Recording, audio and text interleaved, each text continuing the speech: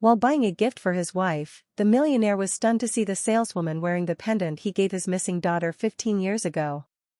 What he discovers next changes everything. Before we dive into the story, make sure to hit that like button and subscribe so you won't miss the next stories. Stay tuned until the end, things are about to get intense. Now, let's get into it. The boutique on Fifth Avenue glittered with expensive elegance, its displays filled with diamonds, sapphires, and pearls, each one more ostentatious than the last. Mark Harrison moved through it without much enthusiasm.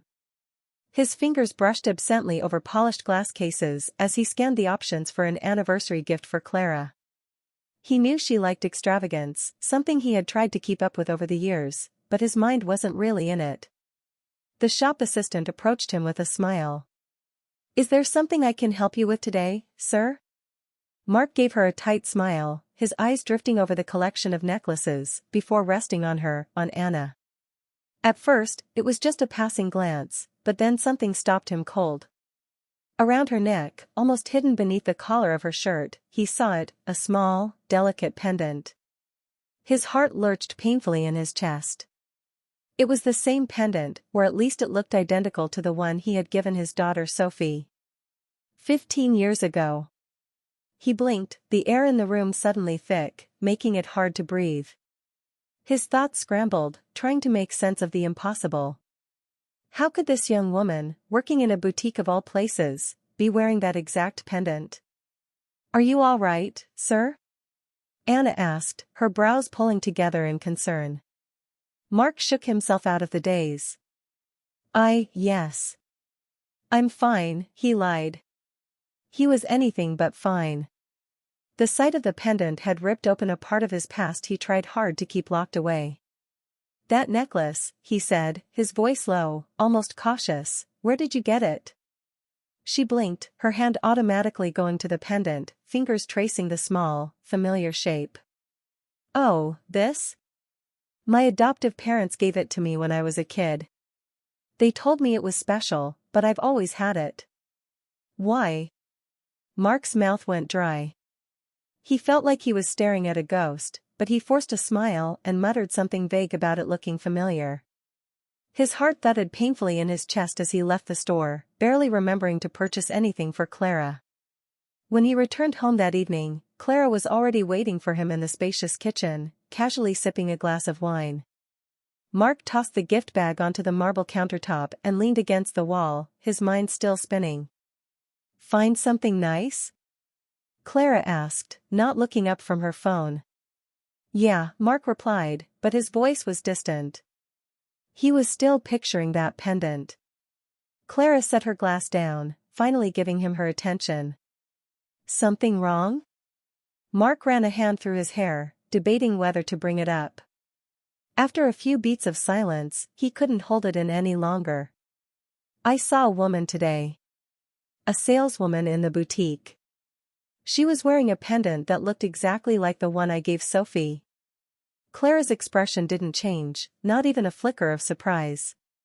"Mark, you know there are probably thousands of pendants like that in the world. You're reading too much into it." He wanted to argue, to tell her that this wasn't just some random piece of jewelry, that it felt significant. But Clara's dismissive tone told him all he needed to know. She didn't want to discuss Sophie. She never did. "Yeah," he said finally, pushing the conversation aside like an old newspaper. "You're probably right." But in his gut, he couldn't shake the feeling that something deeper was at play. The memories began creeping back, uninvited but persistent. He'd managed to push them down for years, but today, standing in that boutique, they had come roaring back. 15 years ago, his life had shattered. Sophie, his bright, mischievous 7-year-old, had vanished without a trace. Just like that, gone. One minute, she was holding his hand, skipping along beside him as they walked home from the park. The next, he was screaming her name, the empty street echoing the sound back to him, taunting him with its silence. The police had investigated, combing through every lead, every possibility. But no answers came. They hadn't even found her body, which might have given him some kind of closure. Instead, there was nothing. The case went cold, and Sophie's absence became an ever-present ache in his chest. It hadn't started with Sophie, though. A year before she vanished, his wife Evelyn had disappeared too. She left one afternoon without a word, taking nothing with her. At the time, Mark had been so busy with his work and, he reluctantly admitted, his growing attachment to Clara, that he hadn't noticed the cracks in their marriage. But Evelyn's sudden disappearance had been a blow he hadn't seen coming. 2 women, 2 disappearances, both Evelyn and Sophie had left him, one after the other, and both without explanation. Mark had drowned himself in work after Sophie was gone, burying the grief under deals, acquisitions, and boardroom meetings. Anything to numb the pain. Harrison Enterprises thrived, but he hadn't. He built walls around his emotions. He had to move forward. He had to survive. Yet no matter how many walls he built, Sophie's absence was a constant presence. He never touched her room. It remained exactly as she had left it, her books stacked on the shelf, her toys still arranged in the corner. Sometimes, late at night, when the weight of everything became too much, he'd open the door and just stand there, staring at the pink wallpaper, listening to the silence. He had met Clara while still married to Evelyn. Their affair had started innocently enough, fueled by the distance between him and his wife, the growing coldness in their marriage. Clara had been fun, vibrant, the opposite of the withdrawn, somber Evelyn. Mark hadn't intended for it to go as far as it did, but the affair became the escape he needed when his marriage began to crumble. He'd felt guilt, of course. But after Evelyn and Sophie disappeared, Clara had been there. She'd helped him through it, stayed by his side when everything fell apart. For that, he was thankful. He never could have survived the aftermath alone. But now, as he thought back to that pendant around Anna's neck, something gnawed at him. He couldn't shake the image of it. He couldn't ignore the rush of memories it had unleashed. There was a connection. He could feel it, deep in his bones. He just didn't know what it meant yet. And it terrified him. Mark sat in the dimly lit corner of a downtown cafe, his hands wrapped around a coffee mug that had long gone cold. Across from him, Nathan Hargrave, the private investigator he hadn't spoken to in nearly a decade, was scribbling notes in a small leather-bound book. Nathan had aged, lines etched into his weathered face, his once brown hair now streaked with gray. But the sharpness in his eyes remained, and that was exactly what Mark needed. "I need you to look into her," Mark said quietly, his voice barely cutting through the low murmur of the cafe. "Her name's Anna. She works at a boutique on 5th Avenue. I saw her wearing something." Nathan raised an eyebrow, his pen pausing mid-scribble. "Something?" "A pendant." Mark rubbed the back of his neck, uncomfortable with how ridiculous it sounded. "One I gave to Sophie before she disappeared." Nathan's pen resumed its movement. "How sure are you that it's the same pendant?" "I'm not," Mark admitted. But it looked identical, and it felt like more than just a coincidence. Nathan nodded, his gaze steady. "I'll find out what I can." It didn't take Nathan long to pull together information on Anna. A week later, they met again in the same cafe, the investigator's demeanor more serious this time. "Anna Collins," Nathan began, sliding a thin folder across the table. "She was found abandoned when she was about 8 years old, in a small town upstate. No memory of her life before that. No one ever came forward to claim her, so she was placed into the foster care system. Eventually adopted by a local couple, the Collinses." Mark frowned as he flipped through the folder. The pieces of her life, the ones captured by legal documents and cold records, felt surreal. She had been right there, living a life without him, and he had been oblivious to it all. His hands tightened around the folder as a new emotion started to form, anger. Nathan tapped the edge of the table with his pen, a signal that the next part of the conversation would be heavier. "There's more. I dug into the adoption process." Mark's heart thudded in his chest. He knew where this was going. "And?" A man named Gregory Hale handled the adoption, Nathan said. He's a high-profile lawyer with a reputation. Let's just say he's made a lot of money facilitating illegal adoptions for people who wanted kids without questions asked. He's careful. His name doesn't come up often, but when it does, there's always a shady trail behind it. The anger in Mark's chest solidified, becoming something sharper. Are you saying Anna was part of an illegal adoption? Nathan leaned forward.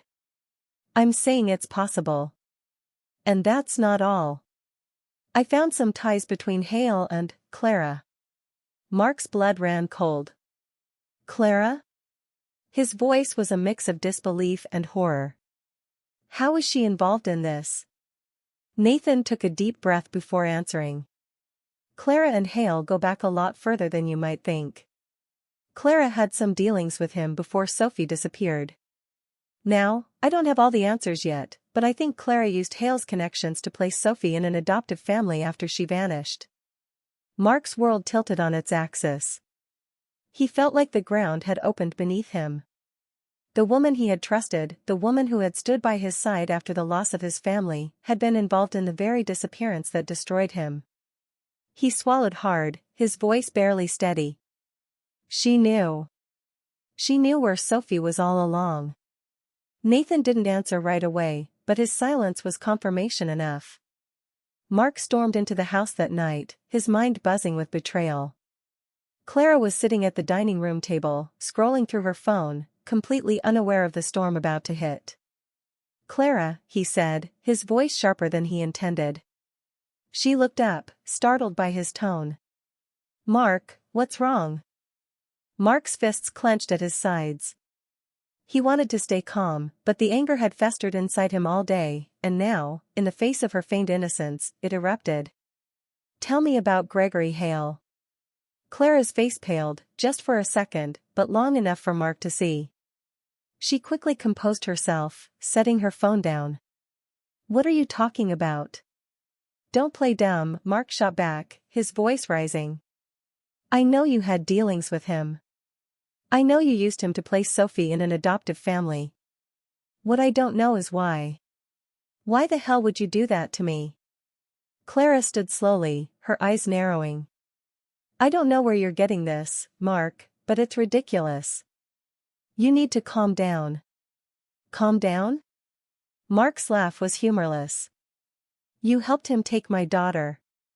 You knew where she was this whole time. Clara's mask of composure began to crack. Her hands trembled slightly as she crossed her arms. I didn't do it to hurt you. Mark stepped closer, his heart pounding in his chest. Then why? Tears welled in Clara's eyes, but they only fueled his anger. I was jealous, she finally admitted, her voice breaking. You were never going to leave Evelyn. I wanted you all to myself. And when she disappeared, I saw my chance. She was a part of Evelyn, Mark. I thought if she was gone too, you could finally move on. Finally love me. The words hit Mark like a punch to the gut. He took a step back, disgusted by the truth. So you took my daughter from me because of your jealousy? You destroyed my life for that? Clara's tears spilled over, but Mark no longer cared. I didn't mean for it to go this far, she cried. I thought she'd be safe. I thought it would be better for everyone. Mark shook his head, his heart breaking all over again. He turned his back to her, barely able to look at her. You had no right, he said quietly. You took everything from me. There was nothing left to say. Clara had shown her true colors, and now, all Mark could think about was how to make sure she paid for what she had done.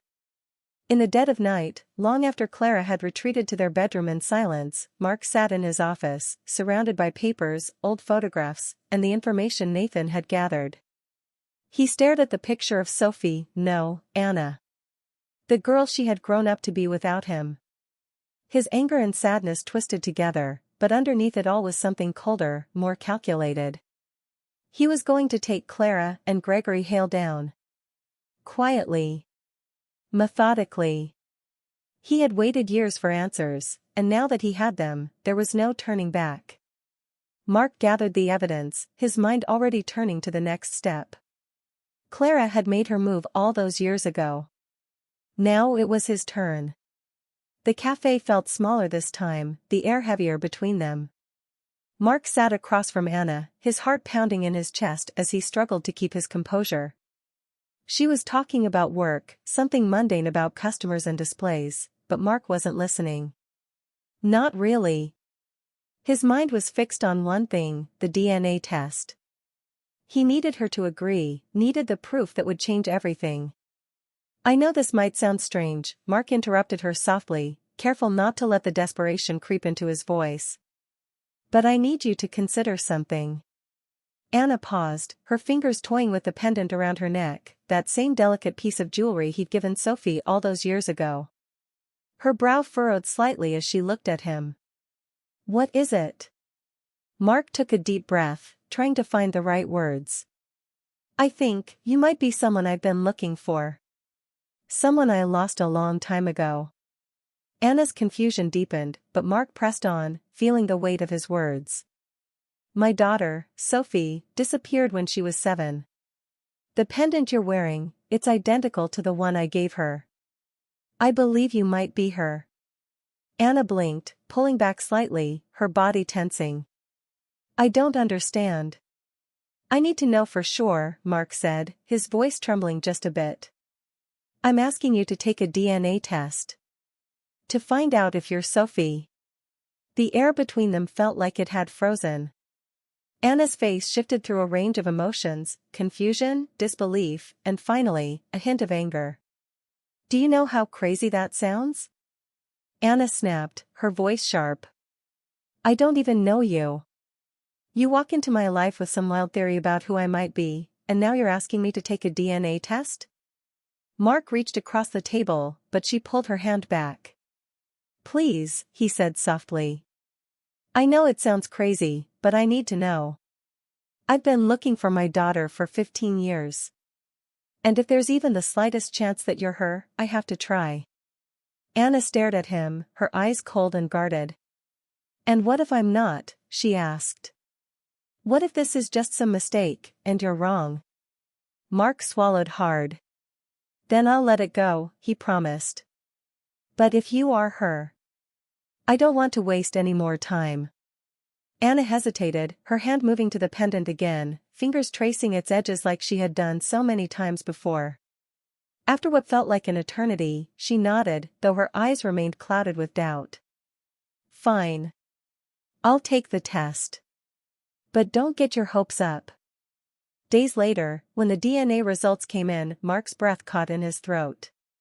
He stared at the paper in front of him, his heart racing. The test was positive. Anna was Sophie. His daughter. After all these years. He felt the surge of relief, the rush of joy he'd been waiting for. But it was tempered by the weight of what this meant for her. She had a life, one built without him, and the truth was bound to tear that life apart. He met Anna later that day at a quiet park, the sun low in the sky. She stood by the bench, her arms crossed tightly over her chest, her face pale and tense. Mark approached slowly, the envelope containing the results in his hand. I have the results, he said softly. Anna nodded but didn't move. And? Mark swallowed, his voice breaking. You're Sophie. The words hung in the air like a bomb about to go off. Anna's face crumpled, her lips parting in disbelief. She took a step back, shaking her head. No, she whispered, her voice trembling. No, that's not possible. Mark took a step closer, his heart aching at the pain in her eyes. It's true, he said gently. You're my daughter. Anna let out a sharp breath, her hand flying to her mouth as tears welled up in her eyes. I can't be her, she said, her voice cracking. I'm not Sophie. I'm Anna. I have a family. I have parents who raised me. This can't be real. Mark's heart shattered as he watched her unravel. I know this is hard, he said softly. I know it's confusing. But I've spent years looking for you, and now that I've found you, I just want a chance to know you. Anna shook her head again, tears spilling down her cheeks. You don't understand, she sobbed. I have a life. I have people who love me. My parents, they're the only family I've ever known. How am I supposed to just accept this? Mark wanted to reach out, wanted to hold her, but he knew it wasn't his place. Not yet. I'm not asking you to choose, he said quietly. I don't want to take you away from them. I just want to be part of your life. Anna let out a bitter laugh, wiping her tears with the back of her hand. Part of my life? My life just exploded, and I don't even know who I am anymore. Mark's chest tightened, the weight of her pain crushing him. I'm sorry, he whispered. I never wanted to hurt you. I just couldn't live not knowing. Anna stared at him for a long time, her eyes red and swollen. Finally, she shook her head again, more gently this time. I need space, she said, her voice barely above a whisper. I can't do this right now. Mark's heart broke as she turned and walked away, leaving him standing in the park, the sun dipping below the horizon. He watched her go, feeling helpless. He had found her, his Sophie, but she was slipping through his fingers. He understood. He knew that the truth had shattered her world, and it would take time for her to piece it back together. All he could do now was wait, and hope that someday, she'd be ready to let him in. Anna sat in the therapist's office, staring at a painting of a sailboat on the wall. It was supposed to be calming, she guessed, but all it did was make her feel like she was floating adrift in a sea she couldn't navigate. The ticking of the clock seemed louder than usual, cutting through the silence. Where do we start? She asked, her voice soft, as if she didn't really want to hear the answer. Dr. Lewis, a gentle, gray-haired woman with kind eyes, smiled from her chair across from Anna. Wherever you feel ready to start. Anna let out a breath, feeling the weight of the past weeks pressing down on her. She ran her fingers over the edge of the armrest, grounding herself before she spoke. I feel lost, she admitted. Like I don't know who I am anymore. One moment, I'm Anna Collins, and everything made sense. Now, I'm Sophie Harrison, and nothing feels real. Dr. Lewis nodded. You've had a lot thrown at you in a short amount of time. It's okay to feel disoriented. Let's take it step by step. Anna closed her eyes for a moment, trying to center herself. I've been trying to remember, you know? I've been trying to think back to when I was a kid, but it's all so foggy. I can't remember anything before I was found. That's normal, Dr. Lewis said gently. Memories, especially from traumatic experiences, can be suppressed or fragmented. The fact that you're not remembering doesn't mean they're gone forever. Sometimes, it takes time for the mind to heal enough to bring those memories to the surface. Anna nodded, though the thought of her past being buried deep within her unsettled her. What else was hiding there? What had happened to that little girl, Sophie, that she couldn't remember? I feel guilty, she admitted after a moment. I feel like I'm betraying my adoptive parents by even talking about this. They raised me, loved me, gave me everything. And now I'm sitting here trying to dig into a life they weren't part of. Dr. Lewis leaned forward slightly, her voice gentle but firm. Loyalty to your adoptive parents doesn't mean you can't explore your biological roots. It's not about replacing one family with another. It's about making room for both parts of your life. Anna sighed, feeling the tight knot of guilt in her chest. Her adoptive parents had been everything to her. They had found her, taken her in, loved her unconditionally. They were her real parents in every way that mattered. But now, the truth of her origins was threatening to fracture that bond. I haven't told them everything yet, Anna confessed. They know about Mark. They know who he is, but I haven't talked to them about how I'm feeling. I don't want to hurt them. You can't protect them from everything, Dr. Lewis reminded her. This is your journey. They love you, And they want what's best for you, even if it's hard for them to understand at first. Anna knew she was right, but that didn't make it any easier. The thought of sitting down with her adoptive parents and explaining how confused, torn, and overwhelmed she felt made her stomach churn. She didn't want to see the hurt in their eyes. They had given her everything, and now it felt like she was throwing it all into chaos. That evening, Anna sat in the living room with her adoptive parents, Sarah and David Collins. The warmth of the fire crackling in the hearth should have felt comforting, but Anna felt tense, a tightness in her chest as she struggled to find the words.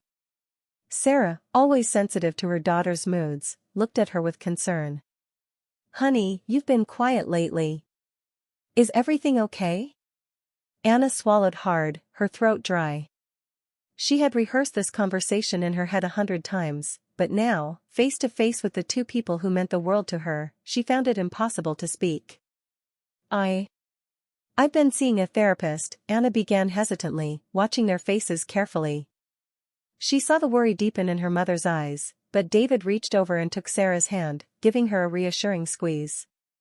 "That's good," David said gently. "You've been through a lot. It's important to talk to someone." Anna nodded, grateful for his understanding, but the hardest part was still coming. "It's just, there's so much I'm trying to process. Mark, my biological father, wants to be part of my life. And I don't know what to do." Sarah's face softened, but there was a hint of sadness in her eyes. "You're our daughter, Anna. No matter what. But we always knew this day might come. We knew you might want to know more about where you came from, and we've always supported that." "I know," Anna said quickly, tears stinging her eyes. "I know you've always been there for me. I don't want you to think I'm abandoning you or replacing you with someone else." Sarah's expression faltered for a moment, and she blinked back tears. "We could never think that," she said softly, though Anna could see the pain in her eyes. "But it's natural for you to want to know. We can't hold that against you." David nodded, his voice steady but filled with emotion. "We love you, Anna. That's never going to change. But you need to figure out who you are, and if that means reconnecting with your biological father, we'll support you." Anna felt a sob rise in her throat, but she swallowed it down. "I don't even know if I want to," she admitted. "I'm scared. Scared of what that relationship will look like, scared of how it will change things." Her parents were quiet for a moment, and then Sarah reached out, taking Anna's hand in hers. "No matter what happens, we'll always be here. This is your journey, but you're not alone." As the weeks passed, Anna continued to see Dr. Lewis, slowly peeling back the layers of her complicated emotions. Each session brought more clarity, but also more uncertainty. She couldn't deny the pull toward Mark, the biological father who had spent years searching for her. But at the same time, the guilt toward her adoptive family gnawed at her, making every decision feel impossible. Memories came to her in flashes, moments of her early childhood that didn't quite fit into the life she had known as Anna Collins. She could remember the sound of a woman's laugh, the scent of lavender in the air. She remembered running through a park, a man calling after her, telling her to slow down. Were they her parents, or just fragments of dreams? She didn't know. The deeper she dug, the more she realized that her past was woven into her present, and it was up to her to decide how to move forward. Dr. Lewis had been right, this wasn't about choosing one family over the other. It was about understanding both parts of herself. But as the memories slowly emerged, so did the painful truth: she wasn't ready to fully embrace Mark as her father. Not yet. She needed more time.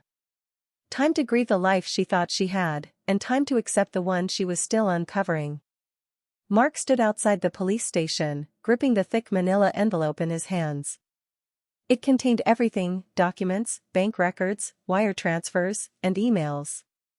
He had spent weeks gathering the evidence in secret, carefully piecing together the story that would bring Clara and Gregory Hale down. His heart pounded with a mix of anger and relief as he looked up at the imposing building in front of him. This was it. After 15 years of agony, the truth was finally going to come out. He hadn't wanted it to end like this. He hadn't wanted to believe Clara was capable of orchestrating something so vile, but the evidence was undeniable. She had taken his daughter, sent her away, and built a life on a foundation of lies. With a deep breath, he stepped inside, pushing through the heavy glass doors. The station was buzzing with activity, officers answering phones, detectives moving in and out of rooms. Mark made his way to the front desk, his jaw set with determination. "I need to speak to someone in charge," he said, his voice steady despite the whirlwind of emotions churning inside him. "I have information regarding a kidnapping." The officer behind the desk raised an eyebrow but nodded. "Wait here. I'll get Detective Harris." Minutes later, Detective Harris appeared, a tall man with graying hair and a no-nonsense expression. He gestured for Mark to follow him into a small, cluttered office at the back of the station. Mark sat across from him, sliding the envelope across the desk. "What's this?" Harris asked, his tone skeptical. Mark leaned forward, his voice low and intense. "It's everything you need to arrest Clara Harrison and Gregory Hale. They're responsible for the disappearance of my daughter, Sophie Harrison, 15 years ago." Harris's brow furrowed as he opened the envelope, pulling out the contents. He began scanning the documents, his expression shifting from curiosity to disbelief. "You're serious?" Harris muttered, flipping through the evidence. This is solid." "I wouldn't be here if it wasn't," Mark said, the weight of the past pressing down on him. "I've spent the last few months digging into Clara's connections. She worked with Hale to place Sophie in an illegal adoption. They covered it up, and she made sure I never found out." Harris set the papers down, studying Mark carefully. "If what you're saying is true, this is going to blow up. Clara Harrison is a well-known figure in this town." Mark nodded grimly. "I know. But she needs to pay for what she's done." The news broke within days, and it spread like wildfire. Clara Harrison, the pristine, polished socialite who had charmed her way through high society, was exposed as the mastermind behind Sophie's disappearance. Every headline screamed her name. Every tabloid splashed her face across its front page. Mark watched it all unfold from the relative quiet of his home, his emotions tangled in a web of relief, anger, and sadness. He had wanted justice for Sophie, but now that it was here, it felt hollow. The woman he had once loved, the woman he had trusted, was now the face of a scandal that rocked their world. The charges were damning. Clara was arrested for kidnapping and conspiracy, while Gregory Hale, her accomplice, was charged with facilitating illegal adoptions for profit. Mark had known Hale was a powerful figure, but he hadn't fully grasped the scope of his operations until now. The investigation into Hale revealed years of shady dealings, families torn apart, children placed in homes under false pretenses, all for a hefty sum. The night Clara was taken into custody, Mark sat alone in his living room, the television muted as the news replayed her arrest. He couldn't bring himself to watch the coverage anymore. The woman being led away in handcuffs wasn't the Clara he had once known. Or maybe she was, and he had just never seen it. His phone buzzed on the coffee table, and he glanced at the screen. A message from Nathan, his private investigator. "It's done. The police have everything they need. Hale's going down too." Mark didn't reply, just stared at the message for a long time. He should feel triumphant, but all he felt was exhaustion. The fight was over, but the fallout was just beginning. The next morning, Mark's front lawn was swarmed with reporters. They were relentless, shouting questions at him from behind the iron gate, flashing cameras whenever he stepped outside. His personal life had become fodder for the tabloids. Socialite Clara Harrison arrested in kidnapping scandal, the man behind the drama, Mark Harrison speaks out, the headlines screamed, and the world couldn't get enough. Mark had always been a private man, despite his wealth and success, but now there was no escaping the spotlight. His face was plastered across magazines, his name dragged through every gossip column, and everywhere he went, people whispered behind his back. He refused to engage. The only thing that mattered to him was Sophie, Anna.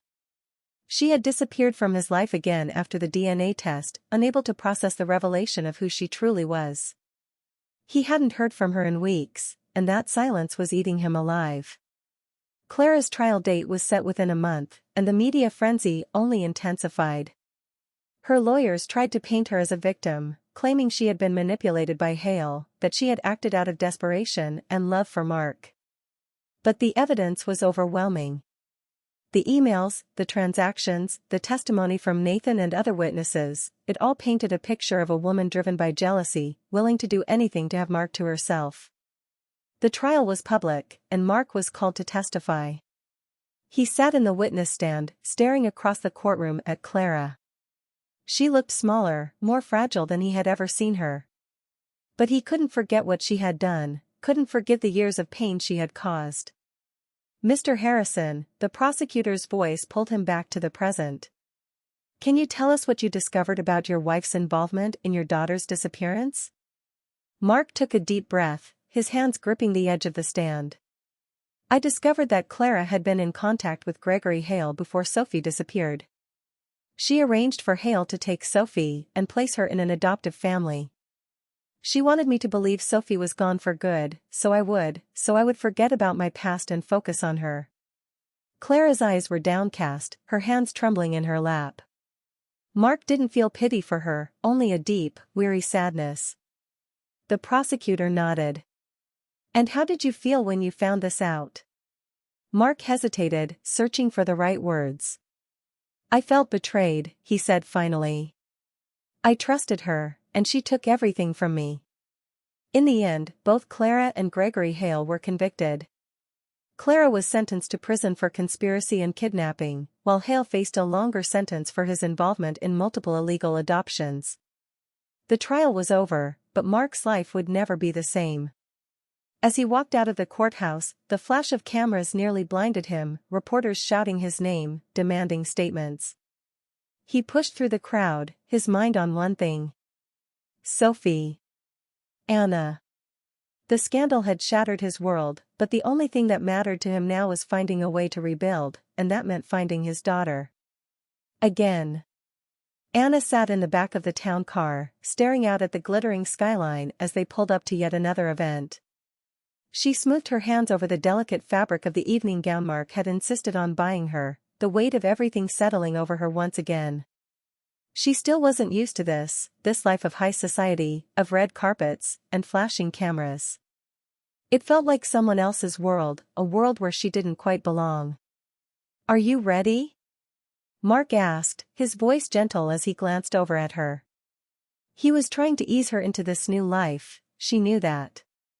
But sometimes, it all felt too much, too fast. Anna nodded, though she wasn't sure she meant it. Yeah, I'm ready. They stepped out of the car, the flashes of cameras immediately blinding her. Reporters called out, their voices blending into a cacophony of questions and demands. Mark kept a hand on the small of her back, guiding her forward, smiling for the cameras as if this were second nature to him. For him, it was. But for Anna, it was a suffocating whirlwind. Her identity had become public property overnight, and with Clara and Gregory Hale's trial fresh in everyone's mind, she was now a subject of fascination.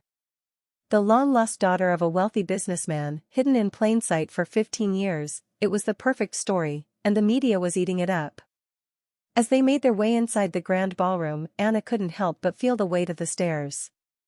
She could feel the whispers follow her, people sizing her up, trying to figure out who she was. But did she even know who she was anymore? She pasted on a smile, pretending she wasn't about to crawl out of her skin. This was her life now, wealth, privilege, and scrutiny. And while Mark was doing everything he could to ease her into it, Anna still felt like she was walking a tightrope between two worlds. After the event, they sat together in the quiet of Mark's study. The fire crackled in the hearth, casting a warm glow over the room, but Anna felt far from warm. She felt raw, exposed, like the entire world had seen parts of her she wasn't ready to share. I know this is hard for you, Mark said softly, sitting across from her, his expression filled with concern. I didn't want to push you into these events, but it's part of the life I lead. I thought it might help you get used to it. Anna sighed, rubbing her hands together as if trying to shake off the nerves. It's not just the events, Mark. It's everything. The cameras, the questions, people looking at me like I'm some sort of spectacle. She shook her head, frustrated with the helplessness she felt. I'm still trying to figure out who I am, and now everyone else is trying to figure it out for me. Mark's eyes softened, and he reached across the table, taking her hand. I understand. You don't have to be anyone you're not. You don't owe anyone an explanation. She nodded, grateful for his support, but that didn't erase the overwhelming pressure she felt. I never thought I'd be here, she admitted, her voice quieter. I never thought I'd be able to even think about a future beyond the life I had. Mark tilted his head slightly, curiosity flickering in his eyes. What do you mean? Anna hesitated for a moment before she spoke. I always wanted to go to college, she said. But I never thought it was possible. Money was always tight growing up, and even though my adoptive parents would have done anything to help me, I didn't want to burden them with something they couldn't afford. I figured I'd just work my way through life. College wasn't in the cards. Mark's expression softened even more, and he gave her hand a gentle squeeze. Anna, if that's your dream, I'll do everything I can to help you make it happen. She looked up at him, her chest tightening. This was the first time she allowed herself to truly imagine it, a future where she could go to school, study something she loved, and build a life on her own terms. The thought was thrilling but terrifying. Could she really have that now? I've been thinking about applying, she said, her voice tentative.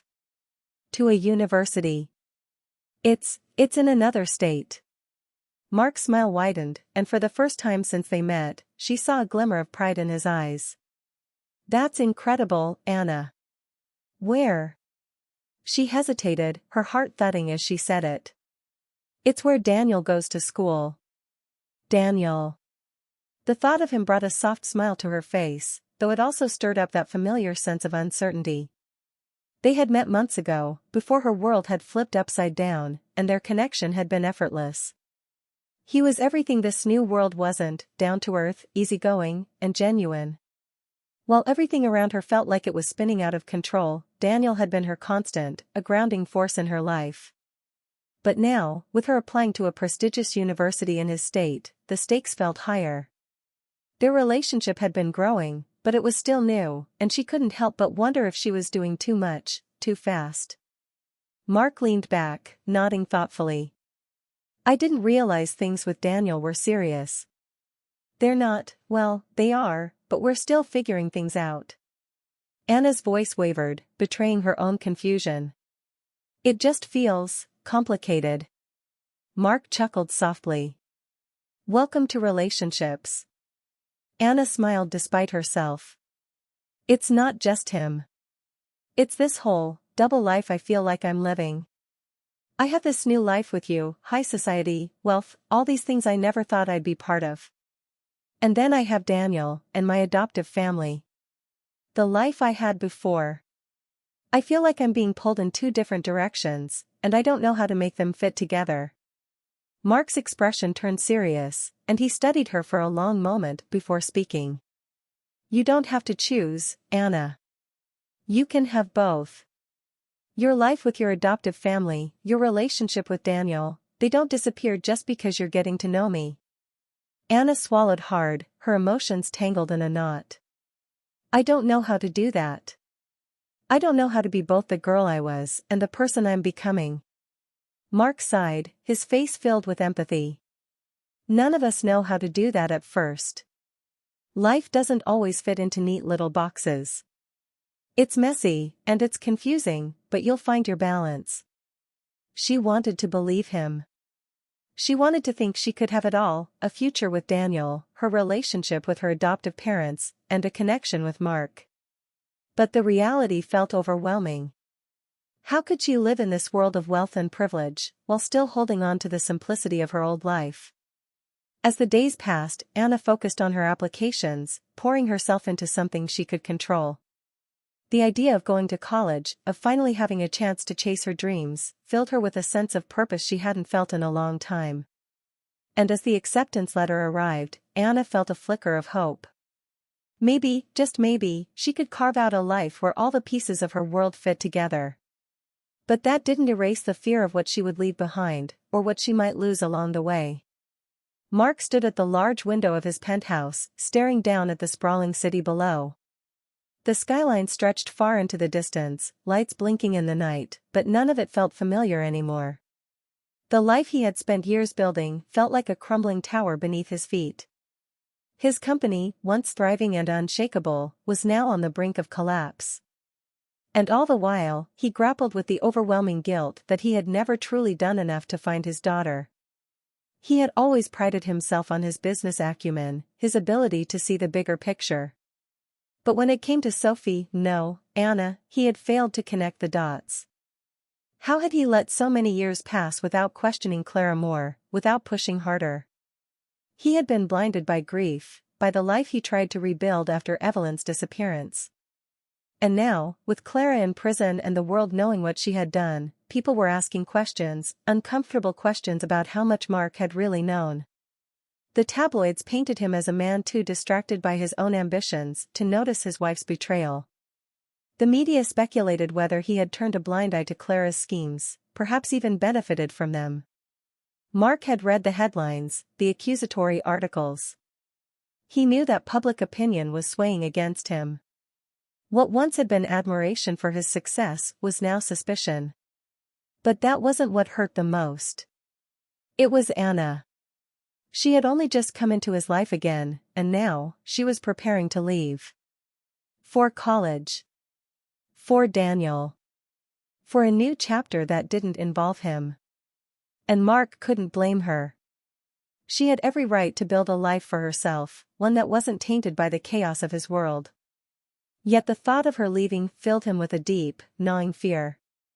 After all, she had already been taken from him once. What if he lost her again? In the weeks leading up to Anna's departure for college, Mark tried his best to be there for her.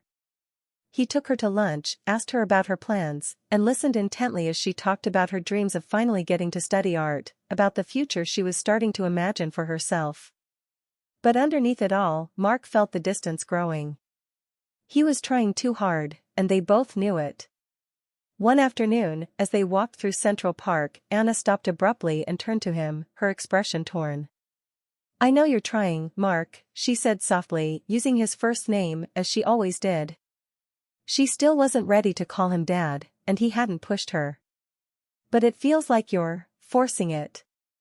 Like you're afraid I'm going to disappear again." Mark's chest tightened. "I'm not forcing anything. I just want to make sure we're okay before you leave." Anna sighed, looking down at her hands. "I'm scared of leaving, too. Not just because of college, but because of this relationship we're starting to rebuild. I don't want to lose it." "You won't," Mark said quickly, though even he wasn't sure if that was true. "We've come this far, Anna. We'll figure it out." She gave him a sad smile, but the uncertainty lingered between them. She was right to be afraid of another separation. After all, her entire life had been one long series of losses and new beginnings. As Anna packed for college, Mark couldn't shake the feeling that time was slipping through his fingers. He spent hours pacing his office, trying to focus on work, but the looming financial crisis at his company made everything feel insurmountable. And then came the news that sent a shockwave through his already fragile world. Robert, his longtime business partner and closest confidant, had betrayed him. Mark sat in his office, staring at the reports that had been laid out in front of him. Robert had tried to stage a quiet coup, taking advantage of the bad press during Clara's arrest to wrest control of the company. He had siphoned off funds, made deals behind Mark's back, and was now threatening to bankrupt the entire business. How could he do this? Mark muttered under his breath, clenching his fists. Robert had been with him since the beginning, through every high and low. They had built this company together. The betrayal was like a knife to the gut. Nathan, the private investigator who had become Mark's lifeline through the darkest moments of the past year, sat across from him, his expression grim. "He saw an opportunity during the scandal," Nathan said. "He's been planning this for a while. I don't think it was about money for him. It was about power. Mark pressed his fingers to his temples, the weight of everything crushing down on him.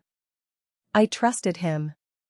After everything that's happened, I didn't think he'd turn on me. You have to act fast, Nathan said. There's still time to salvage the company, but you need to cut ties with Robert now. The board is losing faith, and if they think you're not in control, they'll side with him. Mark's heart raced. He had already lost so much, his family, his reputation, and now his company was hanging by a thread. He knew what he had to do, but the thought of dismantling the empire he had worked so hard to build made him feel sick. Do whatever it takes, Mark said finally, his voice hollow. I'm not letting him destroy this company.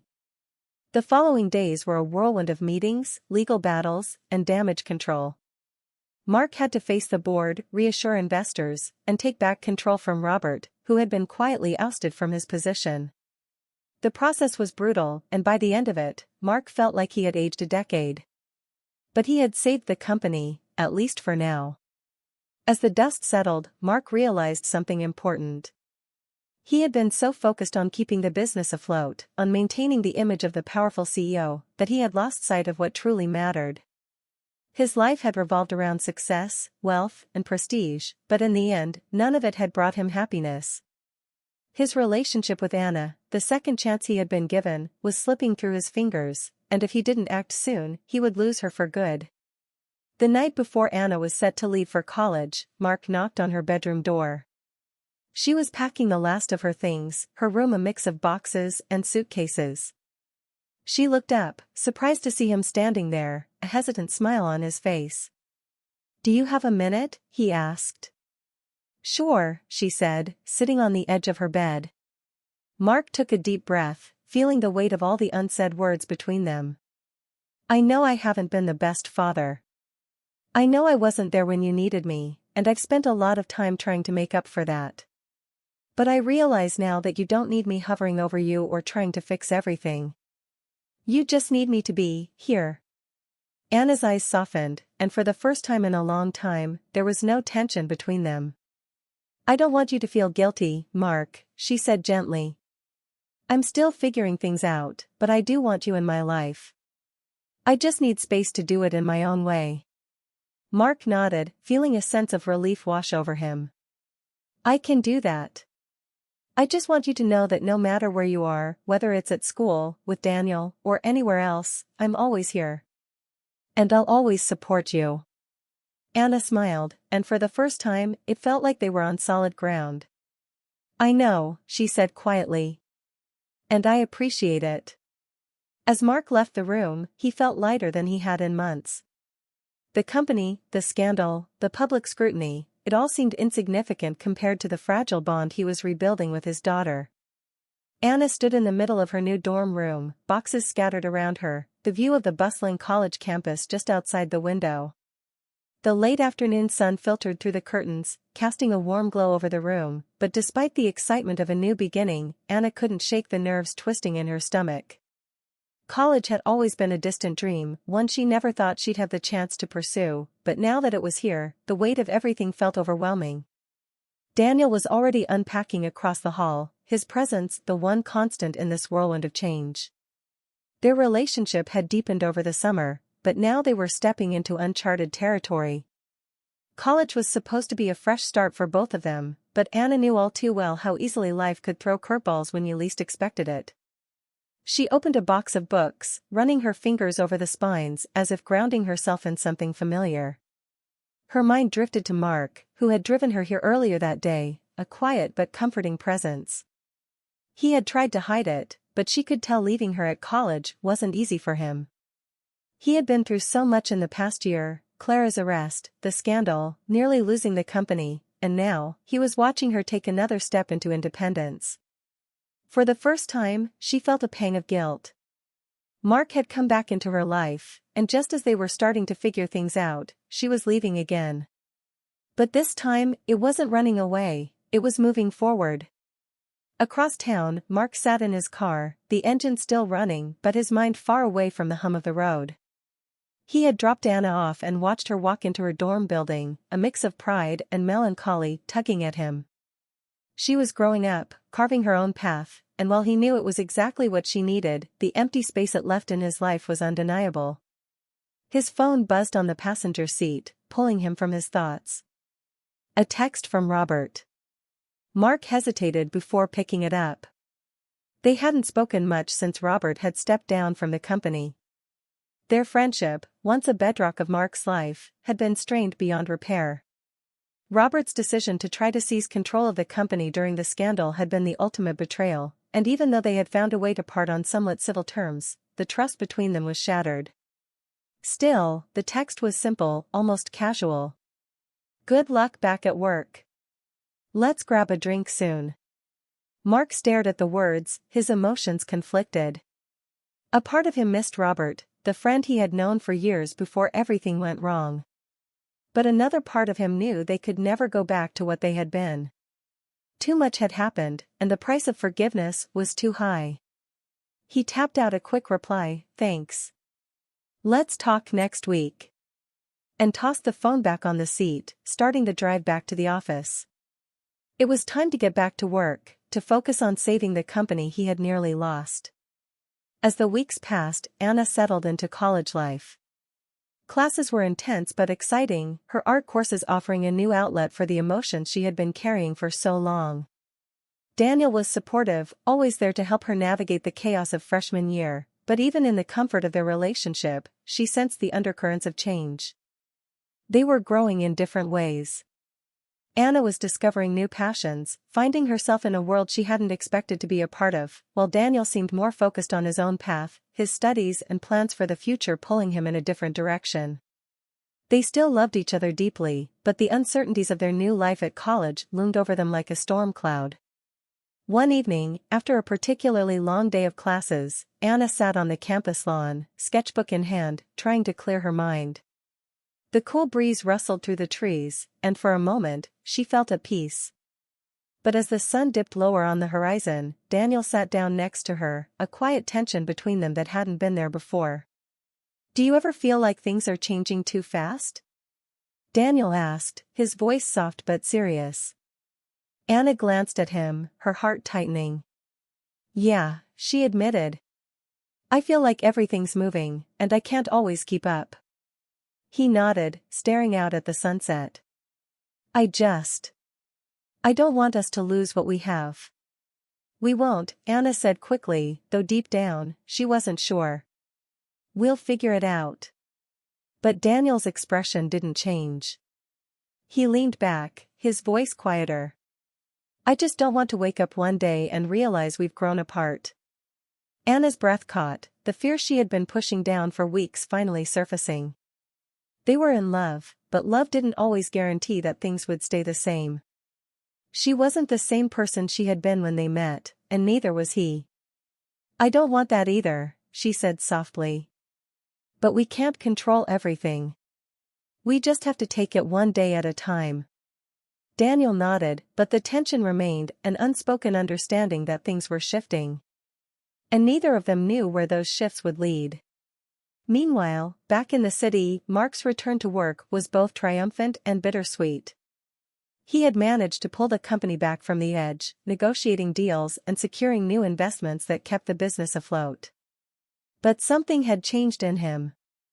The thrill of success, the drive that had fueled him for so long, felt hollow now. He stood in his office one evening, staring out at the city below, just as he had done so many times before. But this time, the view didn't inspire him. It only made him feel tired. The betrayal from Robert had forced him to rethink everything. He had spent his entire life building this company, sacrificing his personal happiness for it. And now, as he neared the twilight of his career, he wondered if it had all been worth it. Mark knew he couldn't continue like this, pouring everything into a business that had taken so much from him. It was time to step back, to focus on something else, on someone else. He picked up the phone and called Anna. She answered after a few rings, her voice light, as if she had just been laughing. Hey, Mark, she said, sounding genuinely happy to hear from him. Hey, he said, smiling despite himself. How's school going? Busy, but good, she replied. I'm really enjoying it so far. That's great, Mark said, pausing for a moment before continuing. Listen, I've been thinking. I'm stepping down as CEO. There was a brief silence on the other end of the line. Really? Anna finally said, surprise evident in her voice. Yeah, Mark said. It's time. I want to focus on other things. On being there for you. Anna's voice softened. You don't have to do that for me. I know, Mark said. But I want to. I've missed too much of your life already, and I don't want to miss any more. There was another pause, and when Anna spoke again, her voice was filled with emotion. Thank you, Mark. That means a lot. In the weeks that followed, Mark handed over the reins of the company to new leadership, stepping back from the spotlight and moving closer to where Anna was attending college. He had spent so much of his life chasing success, but now, he was ready to focus on the things that truly mattered: family, connection, and a future that wasn't defined by the past. Anna stood in the small, cozy bookshop nestled at the corner of campus, her fingers idly skimming the spines of various titles as she searched for the textbook she needed. The shop had a comforting atmosphere, the scent of old paper mingling with fresh coffee from the small cafe in the corner. She had always loved bookshops, the quiet, the escape they offered from the chaos of the outside world. But today, her mind wasn't on the books. She was distracted, her thoughts drifting back to the past few months. College had been an exciting change, but the transition wasn't as smooth as she had hoped. Her relationship with Daniel had hit some rocky ground, and her connection with Mark, though growing stronger, still felt fragile. She was walking a delicate line between her old life and her new one, and sometimes it felt like she didn't belong in either. As she scanned the shelf, a voice floated through the air, light and melodic, from across the room. It wasn't loud, just someone talking to a customer about a book, but it was enough to make Anna freeze. There was something achingly familiar about it, like a half-remembered dream. She tilted her head, listening more intently. That voice. Her heart began to race, the hairs on the back of her neck standing on end. She couldn't place it exactly, but she knew she had heard it before. Somewhere deep in her memory, it struck a chord that made her chest tighten. She turned slowly, the world around her narrowing as she tried to follow the sound. Her eyes found the source, a woman standing by the counter, chatting with a customer as she held a stack of books in her hands. She was petite, with soft, wavy hair that fell just past her shoulders, and there was a calmness to her demeanor as she spoke. But Anna's focus was on her voice, the way it wrapped around her like a forgotten melody. Without thinking, Anna started walking toward her, her feet moving almost of their own accord. The woman hadn't noticed her yet, but as Anna got closer, something shifted. The woman glanced in her direction, their eyes locking for the briefest moment. And then the woman froze. The stack of books slipped from her hands, crashing to the floor in a heap. The color drained from her face, and before Anna could react, the woman swayed, her body going limp as she crumpled to the ground in a faint. Anna rushed forward, her heart pounding. Oh my God, she gasped, dropping to her knees beside the woman, barely noticing the startled gasps from other customers. Her hands shook as she gently lifted the woman's head, her heart thudding with a strange, wild mix of fear and recognition. The woman's eyelids fluttered, and after a moment, she slowly came to. Her breathing was shallow, her gaze unfocused at first. Then her eyes found Anna's face, and something in them broke. Tears welled up in the woman's eyes, spilling down her cheeks as she started to cry, soft at first, then in great, racking sobs that shook her small frame. Anna felt her own throat tighten as she held the woman, unsure of what to say, unsure of anything except that somehow, deep in her bones, she knew. This woman, this stranger, wasn't a stranger at all. It was her. Her biological mother. Evelyn? Anna whispered, her voice barely audible, as if saying the name out loud would shatter the fragile moment. The woman, Evelyn, looked at her with tear-filled eyes and nodded, unable to speak through her sobs. Anna's mind spun, a whirlwind of emotions she couldn't begin to process. Her mother. The mother she had never known, the mother she had thought was lost forever, was right here in front of her. And all at once, the world tilted off its axis. "Mom?" The word slipped out before she could stop it, and the moment it did, Evelyn clung to her, burying her face in Anna's shoulder, crying even harder. Anna's own tears spilled over as she held Evelyn, her mind reeling. How could this be happening? After all these years, after everything that had happened, how could this woman, her mother, just appear out of nowhere? For a moment, the world seemed to spin, too many emotions crashing over Anna all at once: anger, sadness, shock, relief.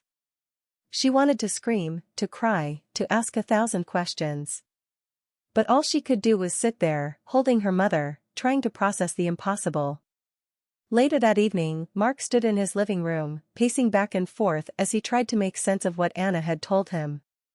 Evelyn was alive. After all these years, after all the searching, after everything they had been through, she had resurfaced. A flood of emotions surged through him: disbelief, anger, and guilt. He had loved Evelyn once, deeply, and her disappearance had shattered him. But he had also betrayed her, had an affair with Clara, and he knew that betrayal had driven her away. The weight of that guilt had haunted him for years, even as he tried to move on. Now, she was back. And it was as if the past had come roaring back to life, dragging with it all the pain and mistakes he had tried to bury. The next day, Mark found himself standing outside the bookstore, his heart racing as he walked through the door. He hadn't seen Evelyn in over 15 years, and now, as he stood in the place where his daughter had reunited with her, he felt the weight of those lost years press down on him. Evelyn was there, standing behind the counter, her eyes red from the tears she had undoubtedly shed. When she looked up and saw him, their gazes locked, and for a moment, everything else fell away. It was just the two of them, standing on the edge of a reckoning. Neither of them spoke at first. There were no words for the years of silence between them, no easy way to bridge the chasm that had opened up in their lives. But as Mark took a step closer, the words he had been holding back finally broke free. "Evelyn," he whispered, his voice thick with emotion. "I'm sorry." Mark sat across from Evelyn in the small cafe, the light from the setting sun casting a soft glow on her face. It had been years since he had seen her, but the familiarity of her presence was unmistakable. Yet, there was an undeniable distance between them, a chasm carved by betrayal, grief, and time. Neither of them knew how to begin this conversation, one they had both avoided for so long. Evelyn wasn't here to offer endless apologies, and Mark knew it wasn't his place to expect them. He had betrayed her first, after all, his affair with Clara had set everything in motion. But the years of separation, of not knowing where she was, of losing Sophie, no, Anna, had left wounds that still ached. He wasn't blameless, and neither was she. Both of them had made mistakes that led them to this point, and now they had to untangle the mess together. Evelyn spoke first, her voice steady, though her eyes reflected the weight of all they had been through.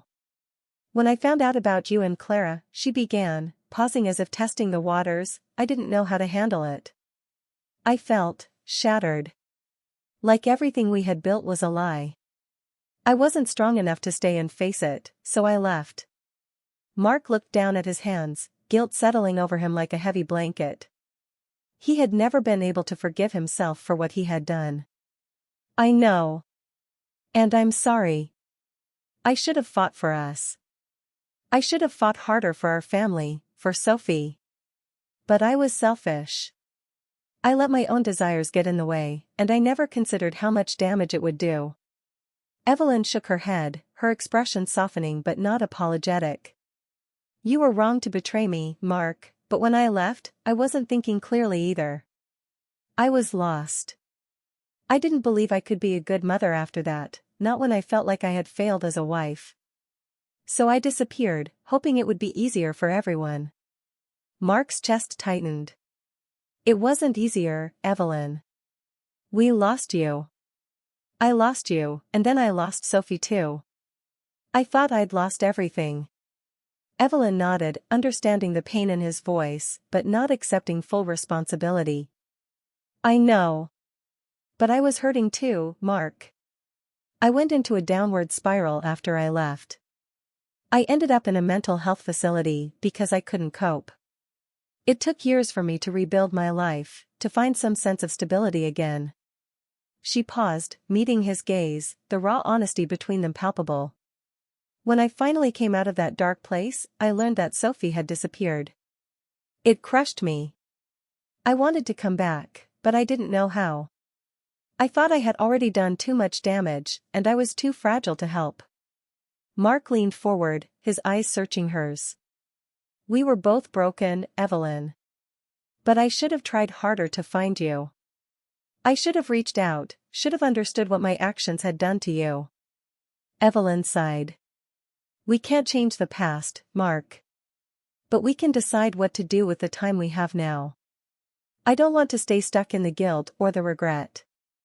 I want to focus on Anna and what's left of this family. Mark nodded, feeling the weight of years lifting just slightly. They weren't absolved of their mistakes, but there was room for understanding now. They had both been hurt, both had made choices that led to their family falling apart, but they still had something to salvage, something to rebuild. A few days later, Mark and Evelyn sat with Anna in a small park near her campus. The air was cool, and the leaves rustled gently in the breeze. Anna was quiet, her eyes downcast as she fiddled with the edge of her sweater. The past few days had been a whirlwind for her, finding her mother, reuniting with her parents after so many years of loss and confusion. She wasn't sure what to feel, let alone how to express it. Evelyn cleared her throat, her voice calm but full of emotion. Anna, I can't imagine how hard all of this has been for you.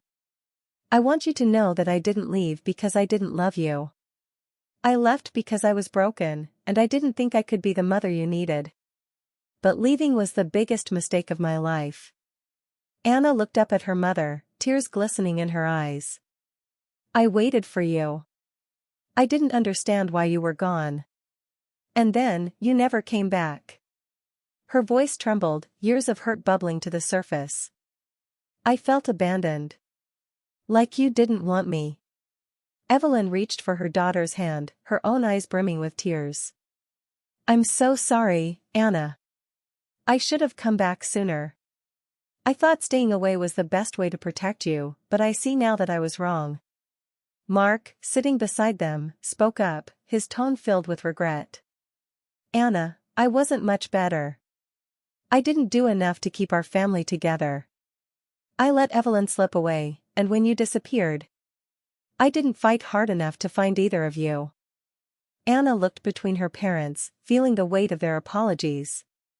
She could see that both of them were genuinely remorseful, but it didn't erase the pain she had carried for so long. It wasn't just your fault, she whispered, her voice breaking. I know you both were hurting, but I was too. And I still am. Mark reached for her other hand. I know, Anna. And I don't expect you to forgive us right away. But I want to try to make things right, if you'll let us. For a long moment, Anna didn't speak. Then, slowly, she nodded. I don't know how to forgive you yet. But I want to try. Evelyn smiled through her tears, squeezing Anna's hand. That's all I ask. In the weeks that followed, the three of them began the slow process of getting to know each other again. They started small, coffee dates, walks through the park, movie nights where they each took turns choosing what to watch. Anna learned that Evelyn had a soft spot for cheesy romantic comedies, and that Mark had a surprising love for jazz music. In turn, they discovered Anna's newfound passion for art, something she had kept to herself for so long. They didn't talk about the past all the time, but when they did, it was with honesty and care. Mark and Evelyn made sure Anna knew that they weren't expecting her to heal overnight, but they also wanted to be a part of her future. One afternoon, they went to an art exhibit together. Anna had been nervous about inviting them, wondering if it would feel forced, wondering if it would dredge up old feelings, but to her surprise, it was fun. They wandered through the galleries, commenting on the paintings, laughing at their differing opinions. It was a small thing, but for the first time in years, it felt like they were building something real. Evelyn, standing beside Anna at one particularly vivid painting, leaned over and said softly, I never knew you were so talented, Anna. I'm proud of you. Anna blinked, taken aback by the sincerity in her mother's voice. For so long, she had craved that kind of approval, craved it from a mother she hadn't even known. And now, hearing it made her realize that, despite everything, they could start anew. "I'm glad you're here," Anna whispered, her voice thick with emotion. Evelyn smiled, her eyes soft. "So am I." As they left the exhibit that day, the three of them walked side by side, the weight of the past still present but not overpowering. They had a long way to go, but for the first time in years, they were moving forward, together.